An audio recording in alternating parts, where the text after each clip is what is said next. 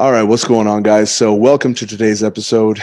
As always, if you enjoy the podcast, make sure you smash that subscribe button and turn on notifications to let you know every time the podcast drops a new episode. So, today I'm really excited because I'm sitting here with Jaebien Rosario, and we're going to be talking all about obesity, metabolic health, and just kind of discussing the public narrative around these subjects, since there's been kind of a lot of back and forth between I guess extremes, let's say. So first off, Jaebien, thank you so much for jumping on the show. I'm really excited to have you here. Can you just start off by introducing yourself and maybe telling a little bit about you to some listeners who maybe aren't familiar? Hey, thank you for having me on the podcast. So my name is Jaebien, of course. People know me as Mr. Cogfit on social media. Primarily, I like to cover topics pertaining to nutrition. I like to write about my background in philosophy and psychology related to nutrition. I'm a certified personal trainer, certified nutrition coach. I just graduated college with my degree in psychology and my degree in philosophy. So I'm really proud about that. And hopefully next step is graduate school. But I just like talking about these topics online and meeting with cool people such as yourself. Awesome, man. Well, congrats on graduating. I did see the some of the grad pics actually that you posted. So I'm surprised you got to do that in COVID right now. So it's kind of cool. Yeah, it was really cool. I mean, it was all the social distancing stuff. Everybody had to wear masks, but it was outside. But I'm glad that I actually got to walk on stage and get something that represented my diploma. So it was really, really cool. And then seeing some of my friends, that I had online classes with, seeing some of my professors was really fucking dope. It wasn't an ideal situation, but it was the cherry on top to a particularly hard time for a lot of people out there. So it was really, really good. That's awesome that you got to do that. So let's just kind of dive right in. I know this is something you've been talking about quite a lot on your social media, and so that was one of the reasons why I wanted to sit down with you, because I found that you had some pretty interesting perspectives on about some of these subjects. So why don't we just start off by kind of classifying obesity and then differentiating between obesity and just kind of being overweight, so people have a little bit more context for the rest of this discussion. Yeah, so typically when people talk about obesity, they define it in terms of BMI. There's different types of classifications and cutoffs for BMI versus overweight versus normal weight versus underweight. And then within obesity, there's different classes of obesity. There's classification 1, 2, and 3. So the one that I typically like to focus on is sort of like the first category between BMI, I guess 30 to 40, because after 40, I mean, it's obvious that the sort of health risk that we always talk about when it comes to obesity is very real. And then when the overweight category, I believe it's between, a lot of people argue about the 25 to 30 category because there's a lot of nuance in there. And don't quote me on the numbers because I could get it completely wrong as far as the exact classifications and the exact numbers. But it's usually split off like that. I personally like to classify obesity as excessive amounts of adipose tissue. And what we mean by that, what I mean by that is usually looking at many different types of metrics. So we're talking about BMI, DEXA, waist circumference, and probably other measurements as well. So not just BMI, but so it's having too much body fat on you compared to what you probably should have. And we'll get into the nuances of that as well. One of the things as well that I think is kind of a common topic of discussion is the difference between genetic influences and environmental influences. And it seems like there's kind of a lot of scapegoat,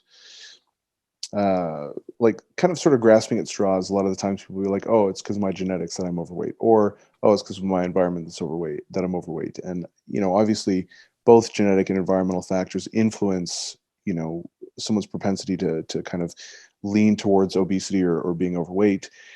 But could you just kind of highlight what some of those influences are, why they impact an individual's propensity to gain weight and kind of fall into these categories? And then also, obviously, there's not like a clear delineation of like, oh, it's 50% of this and Mhm. 30% of that, but just kind of give a little bit of a background on how either one influences, the obesogenic state. So, first and foremost, to become obese, in order to gain that amount of body fat, we're talking about obesity, one has to be in a caloric surplus, a chronic caloric surplus over time, because they usually gradually gain a lot of weight over a pretty much prolonged period of time. And most people will try to argue that, some people will say, no, it's carbs, no, it's fat, no, it's this, no, it's that, but it's really about energy balance. And not saying that the state of obesity is simply you're eating too much, but in order to get to that state, you have to eat more calories than you're burning off. Um, and it's really about like how do we get to that point, and that's where we get into the environmental factors. That's where we get to the genetic factors. There's I mean, I haven't gone too deeply into the actual genetics, but there are certain genetic components associated with obesity. Um, if your parents are obese, you're more likely to become obese as well. We know that. The reasons why are speculative and a lot of it's preliminary, but we're getting a good sense and a good idea of what's going on. As far as environment, oftentimes when a person isn't really physically active, when they're eating a lot of calorically dense foods, when let's say you're in a lower socioeconomic status, so in that category as well, there's a lot going on. Oftentimes you live closer to fast food restaurants, which have calorically dense foods. Oftentimes you don't have access to more nutrient dense foods, which are less calorically dense and more, satiating, more fulfilling, more nutritious. Oftentimes, it's also about access. Can you drive to go to the store? Can you go get groceries or not? So the environmental impact is extremely important. And you mix that in with the genetic potential to become obese. And then you realize, mix those things together, perfect recipe for disaster. And another thing too is from more of a hunter-gatherer perspective. We as human beings only recently came to times where we had relative food abundance. So in the past, we were more worried about starvation rather than eating too much and getting a lot of fat. So our system of regulation is really, really good when we're in the deficit as far as not letting us starve and trying to gain weight back compared to us overeating. While energy expenditure can increase when we overconsume calories, apparently something is dysregulating, something's dysfunctional because individuals are still gaining a lot of weight, it's a lot of fat when they're in that state. So there's just a lot of different considerations, and I just pinpointed and touched on a whole bunch of them. But it's really about, I like the analogy that genetics kind of loads the gun and environment pulls the trigger, but they're both extremely important. And there's also other related factors such as the psychological factors. Some people use food as comfort. Some people have, there's cravings. There can be possible psychological addictions to food. That is a really big contentious topic that a lot of people like to point out. And there's just more nuance in that area as well. So we got many different moving parts. We also got behavioral considerations and all that. Yeah, it's definitely an interesting subject. I wrote a paper a while back. It's behind a paywall, unfortunately, but it essentially talked about a lot of the environmental factors, kind of like you brought up, and then even went into trauma, binge eating disorders, and different things like that. And it's like once you kind of see the full scope of what's going on, it's honestly pretty shocking, and it can put a lot of things into perspective, especially your own behavior. I know for myself, anyways, it put a whole lot of my eating behaviors and my relationship with food into perspective, and that was fairly shocking because, I mean, I don't think not historically, but like I'm 285. I'm a power lifter. I'm tatted up. I'm a big dude. You wouldn't necessarily be like, oh, this guy's got disordered eating behavior. You know what I mean? Like, it seems like that would kind of be the last thing that you would assume anyways. And so it's pretty interesting how prevalent a lot of these things are, especially within like different spheres of lifting culture, I guess. Um, can you, I know you touched on body fat, waist circumference, and BMI. Can you just kind of speak to the utility of some of those measurements as well as the limitations? Because each one of those gets a lot of criticism, mostly BMI, I think. So I actually wrote a whole entire article piece on my newsletter, Critical Nutrition, on the argument that BMI is racist, because that seems to be a common sort of assumption that people are making about BMI because it was made by a white man, Adolphe Quetelet. But the actual real reason that BMI was used is because of Ansel Keys and colleagues. So pretty much Ansel Keys needed a sort of measurement to look at relative body fat across populations because he was interested in population health. So to do this, he had to look at these different indexes, and many people had many different indexes. So like insurance companies had their own different index. Other different types of physically active jobs had their own different indexes. So we didn't have a set measurement to measure relative body fatness. And this was when Ansel Keys and colleagues decided, okay, we're going to use the Quetelet index and see if it correlates well with something like skin fold measurements, which it did. It correlated pretty well with. So he was like, you know what? Across different populations, mind you. So he looked at cohorts in Asia, he looked at cohorts in America and Europe, whichever cohorts that he had available, he used, and it correlated pretty well. So he's like, okay, this isn't a perfect measurement, but this is the best that we have so far as the data is concerned, because we need some type of measurement to measure relative body fatness across the population. But he did admit that BMI is pretty inaccurate as far as actual body fat percentage and body composition, because that does matter. When we talked earlier about the overweight category, so that I just looked it up. So it's 25 BMI to about 30, right? In that range, there's the nuance of body composition and where like the body fat actually goes to. So this is why I mentioned waist circumference, because body fat around the abdomen area is different than, let's say, body fat. It acts differently upon the body compared to body fat around, let's say, your legs or arms.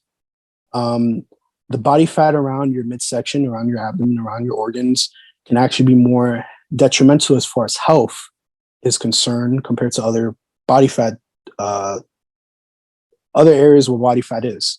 And that's really, really important because that's where we get into the whole cardiometabolic health issues, such as diabetes, such as heart disease, such as metabolic syndrome, insulin resistance. So trying to gather my thoughts here. So pretty much this is why we really want to look at body composition, not just BMI numbers, because that can put things more into perspective. Now, waist circumference is good for that because it's showing like, okay, you have a pretty wide waist. That means you probably have a lot of body fat around your midsection. Now, is that a perfect measurement? No, it isn't. There's probably something more accurate, like a DEXA or MRI, where we can actually see, all right, how much body fat percentage do you have? And there's error in that as well, but those are way more accurate. But the problem is accessibility and the competency of the practitioner themselves. Not everybody knows how to do a DEXA scan. Not everybody has access to that machinery. Not everybody knows how to do an MRI scan. Not everybody has access to that, type of technology. So things like BMI are really easy to do, really easy to understand for practitioners, and they're really easy to deploy. We just have to get your height and weight and then just put it in the equation, and then boom, we get it. Waist circumference. All we need is a tape measurement. Just measure around your waist. Then we get what your waist circumference actually is. And there's also hip to waist ratio, which is also important, because if you have, like we talked about, fat, like a lot of fat around your hips compared to your waist, that would indicate that, okay, like you don't have as much adipose tissue in your midsection area compared to, like, let's say like your legs, for instance. So like, okay, Like that's a good indication. That's a better sign than the opposite of that. So those are really important considerations, and I'm sure there's other measurements for relative body fatness and more accurate measures for that matter. And I know I just jumped all over the place, so please stop me if I got you lost, and I'll go back and talk about anything and clear up anything. No, it's all good. And to be honest, I don't know why BMI gets so much hate. It kind of seems like people don't necessarily understand its utility, right? It's kind of like looking at EMG and saying, well, EMG doesn't do this, therefore we should throw it out. And it's like, yeah, but EMG is not meant to do that, right? And so Yeah. when you look at the purpose, and exactly like you said, you look at practical limitations of DEXAs and other types of measurements, and it's like BMI is easy, it's accessible, it's simple to understand, and then just through simple like visual scanning of an individual's body, and then you overlap that with BMI, and it can be very, very simple, very streamlined, and very accurate tool for evaluating someone's basic health markers, you know? And yeah, so I don't know why you would necessarily throw a tool like that under the bus. It doesn't necessarily make a whole lot of sense to me. But that kind of brings us on to something else, because, you know, people talk a lot about the difference between metabolically healthy obese individuals versus metabolically unhealthy. And for instance, like I'm classified as morbidly obese. I have a what is it, a BMI of like 39 or something like that. But Yeah. I mean, you look at me and I'm not obviously obese. I have like a crap ton of muscle and like I'm an athlete and I train, right? So that's not necessarily what people are talking about when they're talking about the metabolically healthy obese individuals. They're talking about like a specific subset of individuals who genuinely do have a significant amount of adipose tissue. And I just wanted you to kind of like go into that and differentiate between the two, and maybe create some a little bit more understanding around why that might be the case for some individuals, as well as like what that means for the general public. Yeah, so I covered this a while back with the Cosmopolitan magazine pertaining to obesity is healthy. And when we really look at the literature, we kind of find that we don't have a set definition of metabolically healthy obese. Some studies would, I guess, use the criteria of metabolic syndrome, which is like a cluster of different issues pertaining to, glucose levels, pertaining to triglycerides, and blood lipids and stuff like that. And the issue with some of the classifications is they'll label metabolically healthy as those who probably have insulin resistance, but nothing else. Or they'll probably label those who are metabolically healthy as those with high triglycerides and high LDL levels, but nothing else wrong with them. And obviously, those are risk indicators for something else down the line. So we can't just label them as healthy if they have problematic biomarkers. And on the other end of the spectrum, if we label metabolically healthy as those without any type of issues, but who are identified as obese, we clearly see that that number of people is really small. That those without any type of health issues possibly make up, I would say, comfortably less than 10% of those who are obese. Because I know people throw around the, 1/3 of obese individuals are metabolically healthy. Well, if you really, really look at the numbers, those without any type of health issues, any type of problematic biomarkers, probably make up less than 10% of those who are obese. And that's me being generous.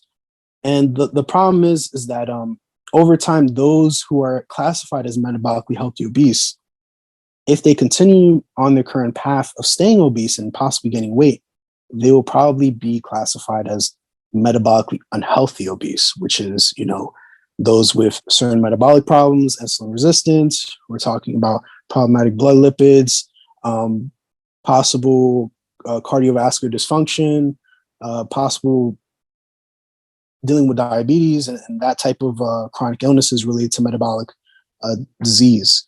And that is a huge problematic instance where we're labeling a group of people as metabolically healthy when in reality they're probably not, and they're still at increased risk for being metabolically unhealthy later down the line. Chronic diseases take time. It doesn't happen overnight. And those who are obese are still at great risk if they keep going their current trajectory. So it's really problematic when people will just throw out this, oh, but I could be a metabolically healthy obese individual. Well, the first question is, what do you define as metabolically healthy? And how will that play out for you in the long term? And that's something to really consider.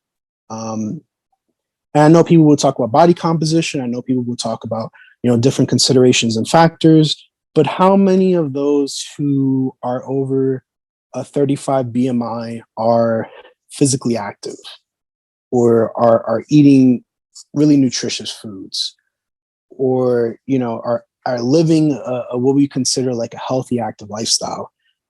I would argue not many. So it's something really important to consider in this conversation.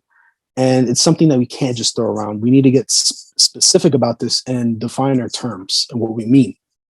Yeah, and I've definitely seen a lot of the cherry picking of evidence when we're talking about things like this, specifically with regards to metabolically healthy individuals.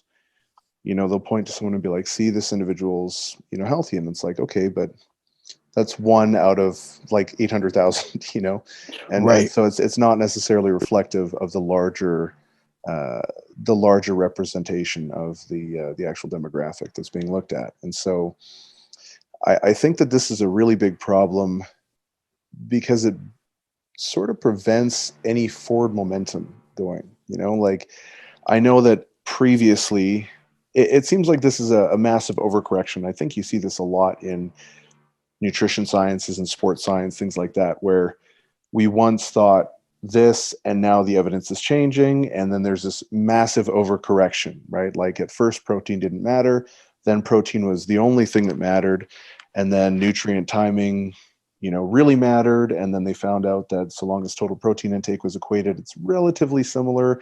And so then it's like, oh, now nutrient timing doesn't matter at all. And it's like, okay, I don't know how accurate either of those are, and it's usually somewhere in the middle. And it seems like a lot of this is happening with the regard to like body image, right? It's almost like they're taking this social issue of fat shaming and what is it, like socially constructed beauty standards. I don't know exactly how people refer to it, but and then they're trying to sort of like force it or like make it fit within the literature and trying to disprove that this stuff is real. And it's like you can't always do that. Like you just have to kind of look at what the research says, and then whatever it says, that's what it says, like, and I think there's a lot of overcorrection going on right now with regards to this, because there definitely is a predominant narrative that's being forced. And I think that's dangerous because you kind of get individuals adopting this notion that obesity is healthy, being overweight is healthy. And like you said, the idea that someone who's significantly overweight or obese is regularly involved in physical activity and is also monitoring their diet, maybe their blood sugar and other, potential things, is pretty unlikely, because those seem like they're very oppositional lifestyles in a way. Not saying that it doesn't happen, but it's definitely not the norm.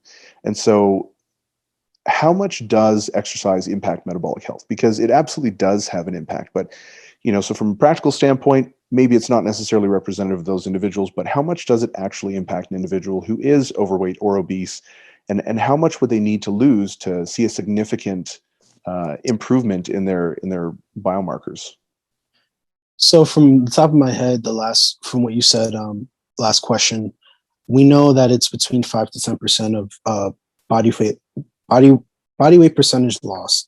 So if you weigh, let's say 300 pounds, you want to lose about like 30, for instance, for that 10%. But that is, that's a important consideration for improving your biomarkers, improving your metabolic health, and also not only losing that, but also keeping it off in the long term. That's the real nitty gritty of this conversation, long-term weight loss management. As far as exercise itself, it's a really important, impactful tool. We know that it does impact metabolic health, and as it is protective against certain illnesses such as cardiovascular disease. Um, Exercise itself is not as powerful as an intervention as, let's say, dietary factors, because you could run, let's say, for who knows how long, you lose like 100 calories in an hour from running, but as soon as you get home and you have that cookie, you just eat it back. So what's really powerful is not only the dietary factor, but also marrying it up with physical activity together. Um, it is just the best of both worlds. Because I feel from a psychological perspective with the clients that I worked with, it helped reinforce the other. I'm not sure about the literature pertaining to that, but that'll be a really interesting discussion as well. Um, but yeah, that is more impactful than exercise alone. The exercise and diet together creates the perfect package, and it helps individuals lose weight and try to keep it off. When we're looking at long-term weight loss management, as far as keeping that 10% off, and hopefully we want them to lose a little bit, probably a little bit more than that 10%, because those who tend to lose a lot of weight during their intervention stage often keep off more weight. Like if we're looking at the look ahead trial or something like that, for instance, which is probably some of the best data that we have on long-term weight loss management. But another thing that's really important besides the diet and the exercise is also the support, the behavioral support, the behavioral interventions, and the support behind that. So what do you do after the diet? That's really important, and having a team that helps you through that process, having a dietitian, having the coach, having someone there to keep you accountable and keep reinforcing those behaviors for you. We know that that's pretty important. And it's something that's usually neglected. People will tell you, "Oh, yeah, go to the gym, eat right," and those two things are essential and important for losing weight. But also, how do you keep the weight loss off? Well, how do you keep the weight off for the long game, the long term? And we know what's really important is that just that support, that accountability, having someone in your corner, someone that's knowledgeable that could teach you and guide you, is just such a powerful tool, and it's something that's often neglected in this conversation. It's not only about willpower. It's not only about doing this diet or this exercise. It's really about sticking to something. And how do we help people stick to something? We support them. Yeah, and that definitely speaks a lot to differences in restraint, right? Like flexible versus rigid restraint in the literature. So, um, for anyone who maybe doesn't necessarily know what that is, a flexible restraint would be, exercising discretion and restraint, obviously, in a diet while still having some specific parameters around your diet for whether it be like macronutrients that you're tracking or calories or I don't know, any particular generalized structure. Versus like rigid restraint would be something a little bit more like I'm cutting out carbs, right? So like keto is a little bit more rigid. Carnivore is very rigid. So things like that tend to be good predictors of dietary failure, actually, believe it or not. Um, and just kind of circling back to what you were saying earlier about the literature on exercise in conjunction with diet, there is quite a bit of literature showing that there's three specific things that are highly predictive of long-term weight loss management. One is maintaining some sort of dietary control. Two is regular weight checking, so whether it's daily or a handful of times a week. And then the third is regular physical activity. And exactly kind of backing everything that you just said is the lifestyle to support the consistency and the sustainability of those habits. So when you're doing all those three things combined, it really just does kind of perpetuate this lifestyle of, hey, this is something really important. It's something that I'm consistently managing. I'm consistently aware of. A lot of the times people, maybe neglect looking at the scale because it sucks if you're overweight sometimes. Like Mhm. I know how that feels as well. But at the same time, in a lot of cases, unless you actually have a specific like psychological disorder, like let's say anorexia or bulimia or something like that, I think in several cases, probably most, I would venture to say it's going to be beneficial to actually have some sort of like idea of where your weight is trending on a regular basis. Um, yeah, and honestly, that kind of annoys me too. Like when people talk about abs and they're like, "Oh, abs are made in the kitchen." It's like, dude, you need both. Yeah, It's like what's more important, the car or the key? And it's like, dude, you need both. Like you do. you need both. This is ridiculous. Questions. I kind of wanted to go into some of the emerging treatments. I'm not sure if you have any familiarity with some of the new medications or alternate treatments outside of diet and exercise. Yeah. Um, yeah, so maybe if you could touch on that. If you're not too familiar with that, no worries, and we can just kind of move on. Yeah, I mean, I heard about a recent drug that came out. I totally forgot the name, but I heard people were making a ruckus about it. That those who took the pill, like the intervention group that took the medication, saw more weight loss than those who didn't. And this was a big topic that was blowing up all over my social feed. But I definitely forgot the name, and I'm not too familiar with the medications. That's more on the pharmaceutical side. But I am aware that there are treatments besides just lifestyle. There are like one of the most successful interventions that we have in our tool belt is surgery, bariatric surgery. So there's still a failure rate for that as well, believe it or not. But that's one of the most powerful tools that we do have. So in addition, like people that are listening to this, it's not just about diet, exercise and lifestyle. Those are important. Don't get me wrong, but there are other interventions such as surgery, such as medications, maybe even seeking some psychological help. Sometimes there's a big psychological component to why someone is obese, and you often see that many a times. I'm not sure if you've seen that yourself, my friend, but it's a pretty big component. Yeah, I actually did work with someone who had bariatric surgery, and this was quite early on in my career. I wasn't really familiar with it, but they ended up losing like I think 120 pounds because of it, and they kept it off successfully for several years.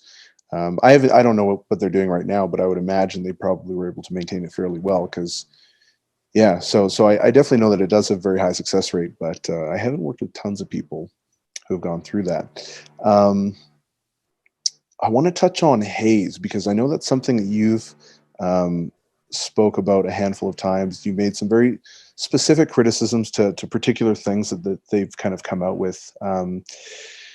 So, for those of you who aren't familiar with HAES, it's just kind of a I don't even know how you'd characterize it. Let's just say like a social movement. It's an organization that promotes HAES is called Healthy at Every Size.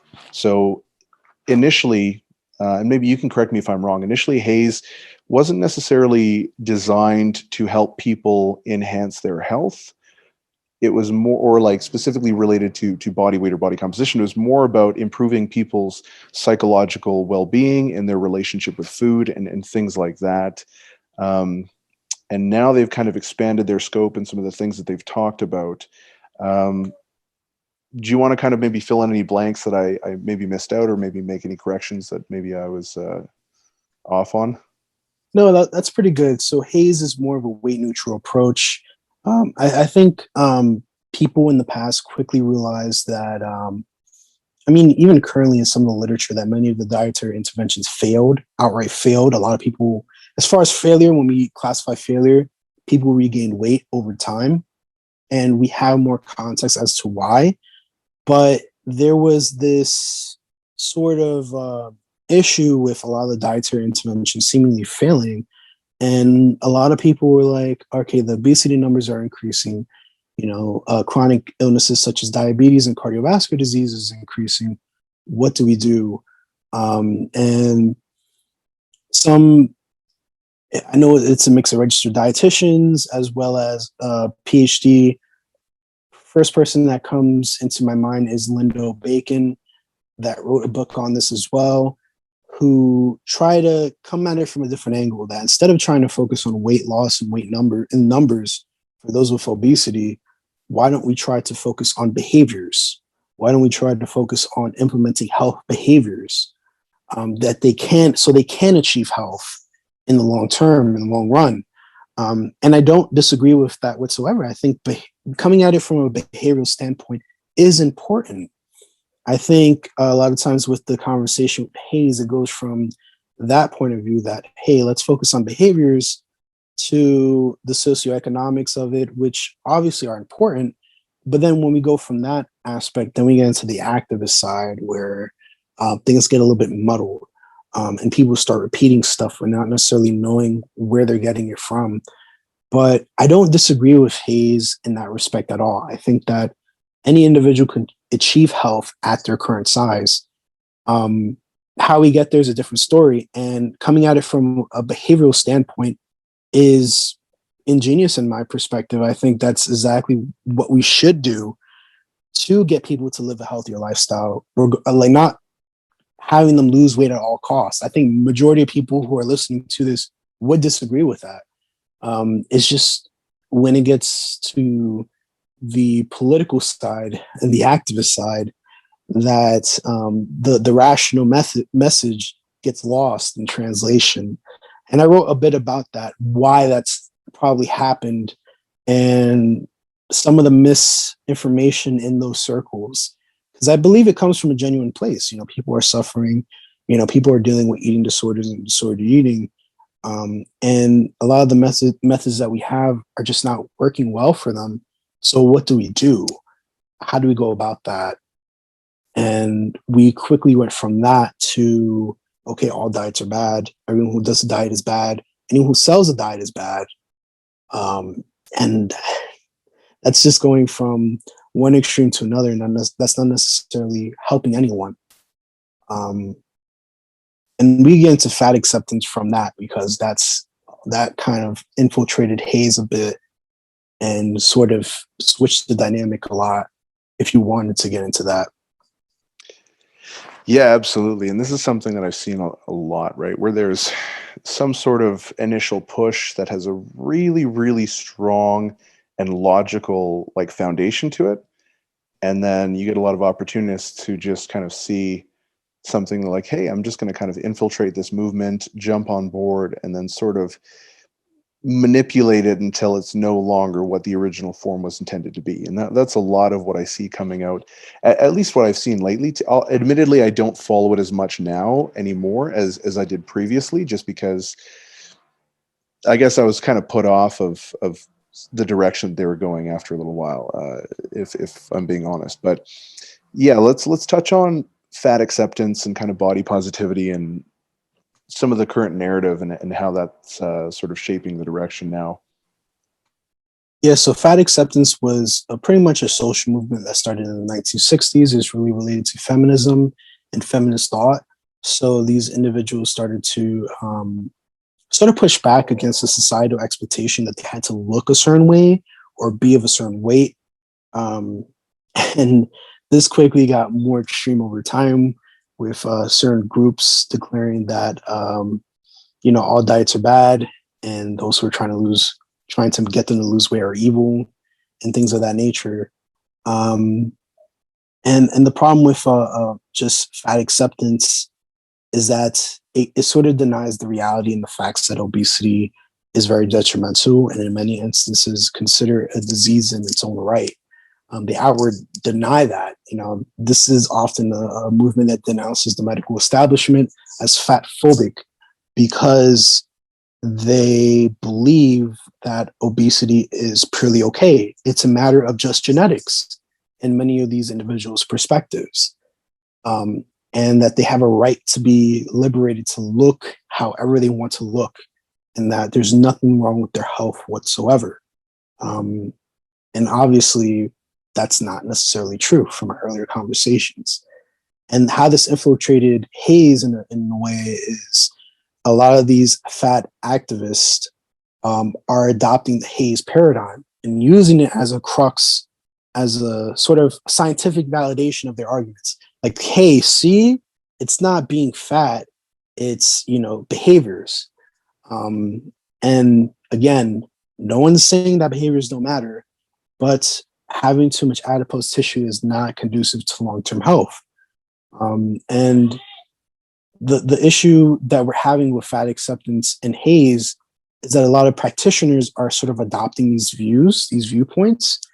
And it comes from a genuine place. Like, we don't want people to be shamed for the way they look, because it's most likely not going to get them to change. It's most likely not going to get them to be a better individual by just calling them fat. But at the same time, this sort of opposition to that is leading people to denounce or outright deny that there's a problem in the first place, um, which is really problematic when we have dietitians saying that it's not it's not the fact that you're obese that's harming you. It's the fact that people are fat phobic that's harming you, and nobody could show that to be the case. As far as long-term health outcomes, um, fat phobia doesn't cause cardiovascular disease. I mean, there's no evidence that it does. So, I mean, if someone could show that to me, then that's perfect. But I'm still holding my breath. Yeah, I think only recently have I sort of been introduced to some of the rationales. Admittedly, I honestly thought it was a farce. Like I thought it was like satirical at first, because people would send me these things and they were just so outrageous that I was like, oh, ha ha, ha, that's hilarious.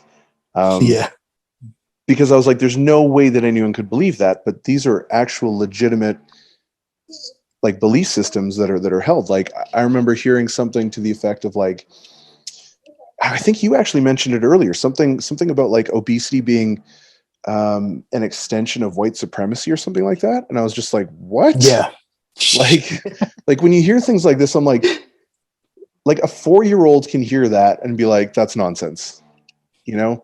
And it's just so crazy. Like I remember when I would hear these things, I was like, there's no way people actually believe that. Like I still can't even conceptualize a way where that could make sense to someone. And I don't know. I honestly think that a lot of that has to do with just confirmation bias. You know, like you have some sort of belief system, or you need an out, and this is the only thing that's crazy enough to kind of fit the mold. And you're like, yep, that seems to work for me. And you're just like, oh, okay. I think it's a genuine. Oftentimes, when there's a real issue, like obesity, the numbers have nearly doubled since the 1980s, and that can't be purely due to genetics. It's just not a real possibility. But when you have a real problem such as obesity, which is, we just said, multifaceted, complex, and you have people shaming these individuals who probably don't want to be obese.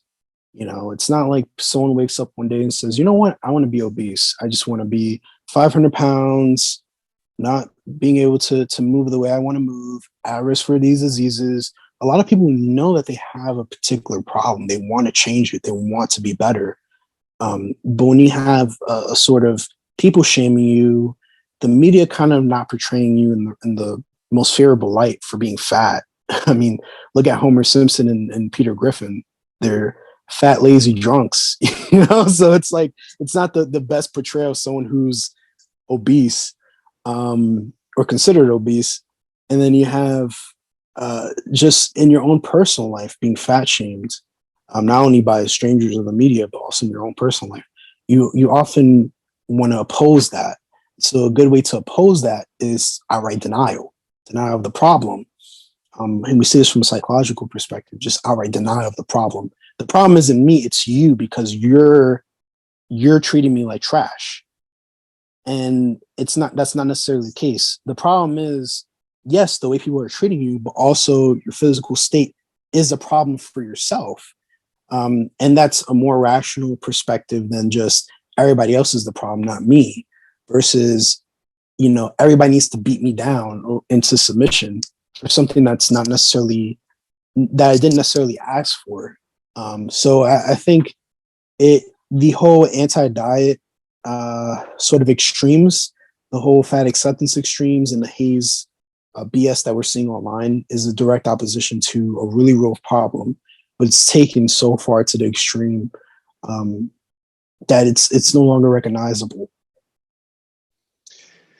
Yeah, and I mean, I imagine over time they're going to kind of course correct and find something that's a little bit more productive, because I still do think that the central concept of HAES is pretty good, and like things like intuitive eating can be very, very helpful, and even in the literature are shown to be quite helpful with treating people who do have like eating disorders, or where nutrition and body weight and things like that are stigmatized. And so I think there's a lot of really great concepts there, but definitely some of the directions that I've seen it go in. And I'm nowhere near as involved as you are in this subject. I've just kind of seen things intermittently, and I'm like, oh my God, like this is a circus, you know. But I would imagine that over time it's likely going to kind of swing back into a little bit more of a neutral position. But oftentimes you see these kind of massive overcorrections to things that maybe take a little while to kind of smooth out again. So as far as obesity comes, and well, sorry, not even just obesity, but in being overweight, can you just kind of touch on ambivalence? Because that does seem to be a pretty big problem. A lot of individuals I've talked with do want to lose weight, but they also want to maintain their current lifestyle. They want to go to the gym and exercise, but they also want to go out and spend time with their friends and don't necessarily want to compromise their current lifestyle and things like that. And so that is a really big issue for a lot of people. And I thought that you could potentially touch on some of the, I guess, more nuanced aspects of that, even from like a psychological perspective on how people can maybe confront this or maybe look at things from a new perspective to gain a little bit more traction in this area. So, I mean, there are different theories of change. I believe that there's the stages of change where you have the pre-contemplation, contemplation, and then actual action. And the problem is that a lot of people are obsessed with the idea or the gains, right, of looking a certain way or feeling a certain way, but they don't want to commit to the actions themselves, or they don't want to give what their goals require. And that's not how life works. You can't get that way because your particular actions are giving you a result already. If you're overweight, your actions gave you that result, whether you wanted it or not. If you want a different result, apparently you have to change your actions. And by changing your actions, you have to change your behavior, your thoughts, and your environment. There's no other way around it, because you can't be in an environment that encourages you to be at the state that you're still at. You can't keep doing the same things over again. And you can't think the same things that you're thinking, because they're not going to help you in the end. And that's more from a cognitive behavioral standpoint. And then there's another topic called cognitive dissonance, where a person kind of knows what they should be doing, but they're not doing it. So you see like this tension here. So what people usually try to do is rationalize what they do to kind of ease that tension up. Like, hey, I'm eating this cheeseburger, but I'll work it out in the gym or whatever. It's fine. But it's like, what's the rest of your diet looking like? Still looking like crap. Still not looking, it's not helping you with your goal. It's not nutritious for you. It's not conducive to getting to where you want to go. Why are you doing it? And a lot of times it's also comfort, that transitional stress when you're transitioning to another area of your life where you want to make a big change. And that's stressful. It's fearful. It's really comfortable to go out with your friends. It's really comfortable to keep doing the same thing over and over and over again. It's really uncomfortable to switch over to something else and say, you know what? Sorry, guys, I can't go to the bar. I'm going to go to the gym, or I'm going to go, I'm not sure what type of healthy supermarkets or food places you have in your area, but I'm going to go there. It's really hard to do that. And it's really hard. It's just hard to change overall. This is why this is the area of study, change. And I think ambivalence is a sort of natural occurrence that we all deal with to some extent, because changing something about yourself is very uncomfortable. It's very unsettling, and it requires a lot. Yeah, it is pretty difficult. And I think one of the issues or I guess sort of perspectives that I've definitely had to battle at times with some of the athletes or just kind of Gen Pop that I've coached has been the idea that it needs to kind of be all or nothing, right? This sort of like dichotomous view of, okay, I'm going to jump on a diet and I'm going to do this and this and this. And then so often I'll be like, okay, that's probably not a good idea. Maybe we should just kind of take a little bit more of a graded approach. And they're like, no, I did this in the past and it worked really well. I'm like, did it? Why are we here then? If it works so well, why are we back here? Like, most diets work. And that's one of the things that I think a lot of people don't understand. When you look at the literature, most diets actually work very well. Most people actually lose a substantial amount of weight, as you mentioned, which is classified usually as around 10% of their body weight. The issue isn't in weight loss; it's weight management long term. And this idea that the extreme is what's going to get you there, or that you can just kind of somehow ramp up to that level, it doesn't make a whole lot of sense. But I think a lot of people don't necessarily treat nutrition as a skill, right? When in reality it absolutely is a skill. And no one would necessarily go into a pro fight with only 2 weeks experience boxing, right? Everyone can see there's a massive difference there, and it's probably a bad idea and you're going to get your face smashed in. But everyone wants to jump from never dieting at all or having very unsuccessful history of dieting into the most advanced, nutrient timing strategy where they're doing carb cycling and calorie cycling. And, it's like at 10:58, you pick up your fork, but by 11 p.m., you have to put it down. You can't eat for another 13 minutes because you're, I don't know, whatever, like just all these really crazy things. And people are always looking for higher orders of complexity, when in reality it's like, okay, but can you even, like, you haven't even hit your calories for 7 days in a row. Right. Why do you want to, try out the supplement? Or why do you want to do like a calorie cycling approach? Why do you want to do this and do nutrient timing? Like, you haven't even been able to hit your calories, right? And I think a lot of the times it's because it's like, dieting is really hard and you're probably going to suck at it. That's just the reality. And so when you are faced with the reality that, hey, I suck at this and it's a skill and I need to develop it over time, you want something to be good at. So you're probably going to gravitate towards something that maybe is within your strengths. So I've got a lot of people who are really good at just putting themselves through the grinder. So they'll usually actually be better with complicated stuff than they will be with simple stuff. But that's obviously to their detriment, because it's like they can go in and carve out time to train, but they can't get more than 4 hours sleep a night. And it's like, dude, like, you're shooting yourself. And that's a big problem, from a practical standpoint anyways, when you're developing like nutritional interventions or training protocols and things like that. That was honestly all the questions I had for you.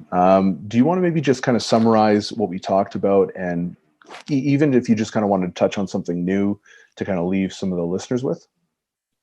So, I mean, we obviously talked about obesity, the different classifications of obesity. We talked about BMI, different measurements for just obesity itself, the limitations of some of those measurements, and also some of the considerations. We talked about metabolically healthy obese versus metabolically unhealthy obese. And if I do recall, we did mention HAES. We mentioned sort of anti-diet and fat acceptance in that little sphere of things. And then we also mentioned ambivalence. It's something I really want to leave people off with is sort of what you were saying. If you can't do the smallest thing, if you can't achieve that, what makes you think you're going to make the big change, or you're going to make that big goal if you can't even do the small shit? And I'm not sure if I could curse on here, but yeah, if you can't do the small shit, all right, cool, good. If you can't do the small shit, what makes you think you're going to do the big shit? It's not going to happen. It's really not about the goal itself. It's about the process. It's really about mastering and loving the process. And eventually you'll get to where you want to go. That's how you got to treat nutrition. It's a process. It's 1 day at a time, 1 week at a time, 1 month at a time. It's the overall pattern. It's literally the overall pattern. You're not going to make or break your health in one meal, but a series of meals could really help you out or really fuck you up. So you need to really try to master the process and try to do the simplest thing first and master that before you move on to anything else. Yeah, I absolutely agree with that. And I mean, it's real hard for people to take an iterative approach, but that's just kind of the way it has to be, right? Where can people find you? So I'm on IG at Mr. Cogfit, at mr.cogfit. I'm also on TikTok, same handle. I'm also on Twitter at Mr. Cogfit, no dot. And I think that's about it. Awesome. So all that's going to be linked up in the show notes, guys. Definitely make sure you go check him out. Puts out a lot of great content on the regular. Jabien, thanks so much for jumping on, man. It was awesome chatting with you. It was great having me. Thank you. Appreciate it.